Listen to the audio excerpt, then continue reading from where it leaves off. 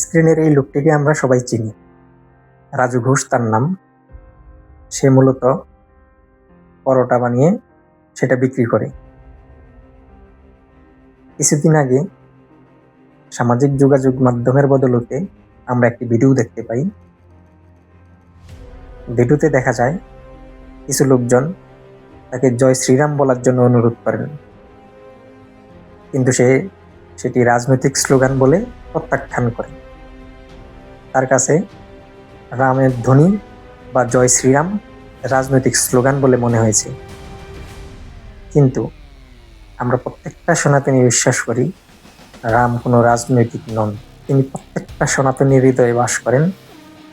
তিনি মর্যাদা পুরুষোত্তম শ্রীরাম। তিনি প্রত্যেকটা সনাতনীর আদর্শ। যদিও সেটি তৃণমূলের কাছে বা বামপন্থী দলের কাছে ব্যতিক্রম হতে পারে, কিন্তু আমরা সনাতনীরা ব্যতিক্রম কিছুই ভাবি না। ওই ভিডিওটি ছাড়াও রাজুকে আরেকটি বিতর্কিত কাজ করতে দেখা যায়। সেটি হচ্ছে একটি মন্দিরে বসে তাকে মাংস খেতে দেখা যায়। এই ভিডিওটি সামাজিক মাধ্যমে আসার পরে ব্যাপক আলোড়নের সৃষ্টি করে। পরবর্তীতে জনরোষের সম্মুখীন হয়ে এই রাজুকে প্রকাশ্যে ক্ষমা চাইতে দেখা যায়। সে তার ভুল বুঝতে পারে। অনুতপ্ত বোধের জায়গা থেকে সে প্রত্যেকটা সনাতনীর কাছে ক্ষমা চায়। কিন্তু এই রাজুদের সাথে কলকাতার সেলিব্রিটিদের পার্থক্য কোথায় জানেন? সায়নীর কথা তো মনে আছে, তাই না? আজ থেকে ৬-৭ বছর পূর্বে এই সায়নী ঘোষ টুইটারে ভগবান শিবকে নিয়ে কুরুচিপূর্ণ টুইট করেন।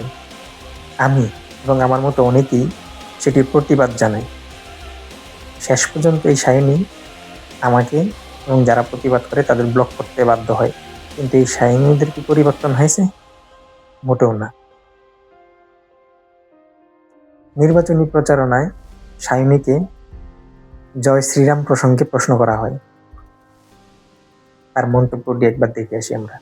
जय बांग्ला बंगला के लिए, बंगाल के लिए ये हमारा नारा है, टीएमसी का नारा है। हमको राम का नाम लेके, राम जी का नाम लेके राजनीति नहीं करनी पड़ती। इतना बुरा वक्त नहीं आया है टीएमसी का।